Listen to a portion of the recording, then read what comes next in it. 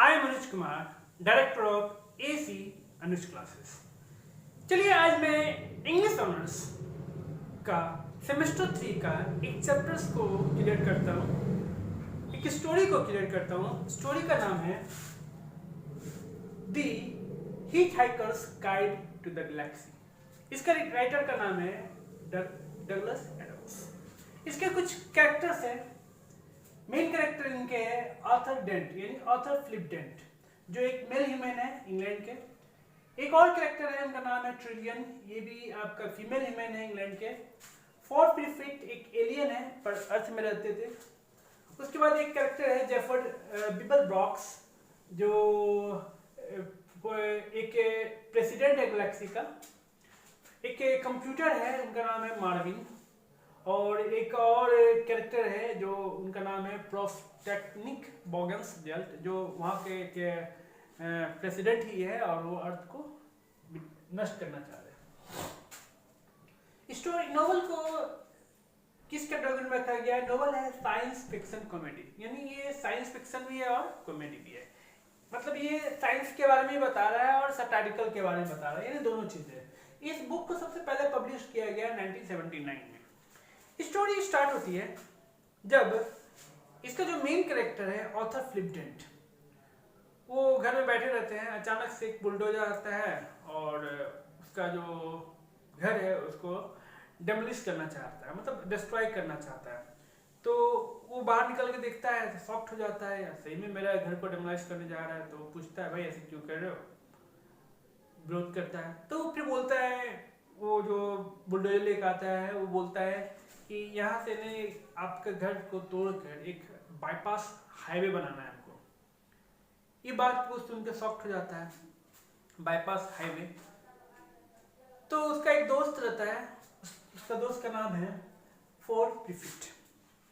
उसको बोलता है कि चलो यार रेस्टोरेंट में कुछ पब में चलते हैं, कुछ वहाँ पर कॉफी भी पीते हैं तो बात करते हैं। तो उसको वहाँ से उठा के ले जाता है और उसको समझाता है, 2-3 घुट पी लेता है। तो बोलता है कि हम भी एलियन हैं, हमको 15 साल पहले यहाँ पर रिसर्च करने के लिए भेजा गया था।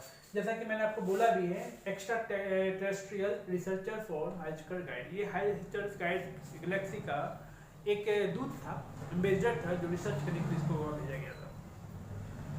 तो बोलता है कि पूरा वर्ल्ड तबाह के कगार में है, the whole world on the brink of destruction. तो वो बोलता है तो अब क्या करना है, चलो आप मेरे साथ। तो उसका जो दोस्त है आपका फोर्ड, वो किसी तरह से मैनेज करता है, कांटेक्ट करता है अब्रॉड से। तो वहाँ से एक स्पेसशिप आता है और फोर्ड और आपका जो आपका ये फिलिप डेंट है, दोनों से बैठ के बहुत तेजी से यूनिवर्स की ओर चला जाता है। जब वो यूनिवर्स की तरफ जाता है तो एक्चुअली ये तो यहाँ का इंग्लैंड का वासी था, उसको ऑक्सीजन का बहुत जरूरी होता है, पर यूनिवर्स में ऑक्सीजन नहीं रहने के कारण उसको बहुत प्रॉब्लम होता है। तो इस प्रॉब्लम से निजात पाने के लिए एक स्पेसशिप पे उसको फेंक दिया जाता है, यानी गिर जाता है। उस स्पेसशिप का नाम रहता है द हार्ट ऑफ गोल्ड। तो हार्ट ऑफ गोल्ड को एक्चुअली जो चला रहता है वो, उसका नाम रहता है जेफर्ड बिबल ब्रॉक्स। ये इसको चुराया रहता है। वो आपका गैलेक्सी का एक गवर्नमेंट का, गैलेक्सी का गवर्नमेंट से चुरा लेता है, उसको खुद चलाता है, उस पर जाता है। उसमें बहुत तरह का रहता है। उसी में इसको एक कंप्यूटर मिलता है। इस कंप्यूटर का नाम रहता है मार्विन। एक्चुअली ये एक रोबोट रहता है, रोबोट जो स्पेस के रूप में, जो स्पेसशिप के रूप में रहता है, और बहुत ही ब्रिलियंट रहता है, पर बहुत ही डिप्रेस्ड भी रहता है। कहानी आगे बढ़ता है, वो वहाँ से जाता है तो जितने भी गवर्नमेंट, गैलेक्सी का गवर्नमेंट है उसको ट्रैक करता है, अटैक करता है। तो इसका जो इम्प्रोबेबिलिटी ड्राइव के कारण और से बच जाता है वो अटैक करते करते। तो एक प्लेनेट पे आता है, इस प्लेनेट का नाम रहता है मार्गेटिया। ये मार्गेटिया प्लेनेट पर आता है, उस पर वो सोचता है चलो यहाँ पर रिसर्च करते हैं। तो उस रिसर्च के दौरान वो एक पेटूनिया प्लेनेट पर वो लैंड करता है। और जब वो सोचता है चलो अब यहाँ से इसका इन्वेस्टिगेट किया जाए, तो उसे एक और बंदा मिलता है। पेटूनिया प्लेनेट पे उसके एक और बंदा मिलता है। उस बंदा का नाम रहता है स्टार्टी ब्लडफास्ट। ये भी एक एलियन ही रहता है। उसको सजेस्ट करता है कि कैसे क्या करना नहीं करना। पर कहानी को धीरे धीरे वो बढ़ते जाता है, तो आपका अर्थ, और उसके बाद वो मिलता है कि रीज़न पता चलता है कि अर्थ हम यहाँ पे क्यों लाया गया है और क्या पर्पस है, अर्थ को पूरा डिस्ट्रॉय करने का क्या पर्पस है। होता क्या है, चैप्टर का जैसा कि नाम है द हिचहिकर्स गाइड टू गैलेक्सी, इसका मतलब होता है कि एक गैलेक्सी है जहाँ पर और एक ग्रह है, मतलब वहाँ पर पूरे पृथ्वी का और जितने भी जगह का सारा डिटेल उसके पास है, और सबको अपने हिसाब से तबाह करना चाहता है या अपने आप हिसाब से इसको सही करना चाहता है। और तो ये पहुंचता है तो ऑथर मिलता है रेस ऑफ माइस से, मतलब चुहिया से, तो इसको पता चलता है कि हमारा जो पृथ्वी पर जो इंसान है केवल फर्स्ट नहीं है, इंसान तीसरे रूप में आता है। सबसे पहले आता है माइस, चुहिया, मतलब सबसे छोटे में स्मॉलेस्ट प्राणी में सबसे पहले चुहिया आता है। उसके बाद कहा जाता है कि सेकेंड में डॉल्फिन आता है और थर्ड में इंसान के बारे में बात आता है। तो इस तरह से बात करता है। तो वो जब माइस से मिलता है वो तो बताता है कि हम लोग 42 क्वेश्चंस का सर्च कर रहे हैं और ये 42 क्वेश्चंस पृथ्वी पर है और ये पृथ्वी तबाह होने वाला है, हम नहीं चाहते हैं कि पृथ्वी तबाह हो। तो किसी तरह वो मैनेज करता है। माइस को पता चल जाता है कि जो ऑथर फिलिप डेंट है उसका ब्रेन बहुत ही साफ है, सारे क्वेश्चन का आंसर उनको वही मिलेगा। तो उसका दिमाग वो घुसना चाहता है, डाइसअप करना चाहता है उसका दिमाग में, पर वो कर नहीं पाता है। किसी तरह वो मैनेज करता है वहाँ से और वहाँ से वो भाग जाता है। वहाँ पर क्लाइमेक्स आता है, the mice reveals their intention to dice up Arthur. क्यों, जैसा कि मैंने आपको बताया है कि जो माइस है, चुहिया जो है, क्यों ऑथर का माइंड में घुसना चाहता है, क्योंकि बहुत सारे क्वेश्चंस, 42 क्वेश्चंस, मतलब लाइफ को मतलब जानने के लिए 42 क्वेश्चंस जानना जरूरी था। तो 42 क्वेश्चन तो बहुत ही नजदीक पहुंचा रहता है और इसका सोर्स उसका माइंड को पाता है। इसका माइंड फिलिप ऑथर डेंट का, यानी उसका माइंड में इस 42 क्वेश्चन का आंसर हो सकता है, इसलिए उसको दिमाग में घुस के वो जानना चाहता है। तो फिर पता चल जाता है, फिर किसी तरह से स्केप करता है माइस के, और जो वहाँ पर जो इंटरस्टेलर जो कॉप्स है, गैलेक्सी का जो कॉप्स है या उसके जो सहयात्री है उसके साथ वो किसी तरह वहाँ से भागने में मैनेज करता है। फिर वो क्योंकि वहाँ पर इसलिए भाग सकता है क्योंकि वहाँ का जो लाइफ सपोर्ट सिस्टम सेटअप हो जाता है, बंद हो जाता है, जिससे कारण वो भाग जाता है। फिर वो स्टार्टी ब्लास्ट के हेल्प से वो अपने स्टारशिप पे पहुँचता है और लास्ट में आपका जेफर्ड लिब्रॉक्स बोलते हैं कि चलो हम कुछ स्नैक्स या coffee universe out of universe से ले। तो एक स्टोरी है, स्टोरी में बहुत सारा इमेजिनेटिव कैरेक्टर है, इमेजिनेटिव फिगर है जो सच्चाई नहीं है। ये बस एग्जिस्टेंस करता है स्टोरी में, इसका कोई एग्जिस्टेंस नहीं है। जैसे आपका मार्गेथिया प्लेनेट है, प्लूटोनियम प्लेनेट है, ठीक है, या कोई एलियन है, मतलब इसमें आप विश्वास नहीं कर सकते। अब बहुत ऐसा व्यंग इसमें किया गया है जो एक सैटारिकल का कंडीशन में इसको ले आता है। तो ये सैटारिकल के साथ साथ और गैलेक्सी के बारे में बात हो रहा है तो थोड़ा साइंस फिक्शन भी है, मतलब साइंस में कल्पना किया जा रहा है कि ऐसा हो सकता है। और इस कहानी को हमने एक नोटिफिकेशन से, मैंने एक तरीके से समझाने की कोशिश किया है कि कोई भी कहानी, जितने भी कहानी होते हैं उसके कुछ पहलू होते हैं।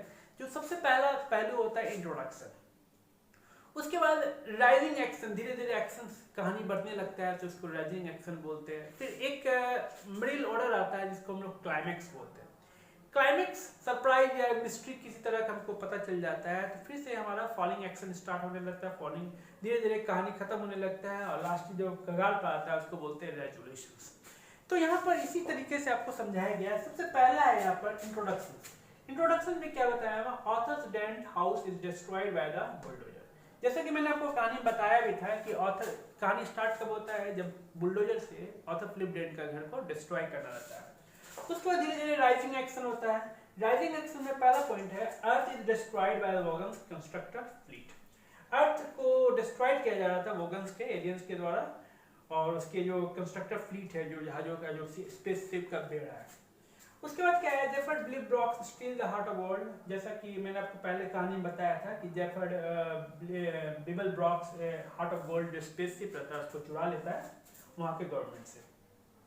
धीरे धीरे एक्शन बढ़ रहा है। एक्शन नंबर में आपका डी में है, Ford Prefect helps Arthur hitch ride on the Vogons spaceship. किसी तरह वो आपका फ्लैग शिप पर चढ़ने में मदद करता है इसका जो दोस्त है। उसके बाद कहानी और आगे बढ़ता है। Hitchhikers are left rescued by Heart of Gold, और किसी तरह हिचहाइकर वहाँ जो यात्री होते हैं, सहयात्री जो होते हैं, वो हार्ट ऑफ गोल्ड के द्वारा उसको बचा लिया जाता है जब उसको ऑक्सीजन लेने में प्रॉब्लम होता है। फिर जेफर्ड ट्रिलियन और Ford Arthur travels to Magrathea. Magrathea planet के बारे में मैंने बताया है, और मैंने ये भी बताया है ये एक कल्पना है, ये कोई ऐसा कोई प्लेनेट है नहीं, एग्जिस्टेंस केवल स्टोरी में और कहीं नहीं। फिर कहानी आगे बढ़ता है। दे एस्केप मिसाइल अटैक, वहाँ का जो गवर्नमेंट है वो हार्ट ऑफ गोल्ड पर अटैक करता है, और जो हम लोग स्पेस से वो बहुत ही इम्प्रोबेबिलिटी तरीके से चलाता है जिससे वो बच जाता है। While the other explorer author meets, हम आपको बताए थे स्टार्टी ब्लास्ट ब्लारफास्ट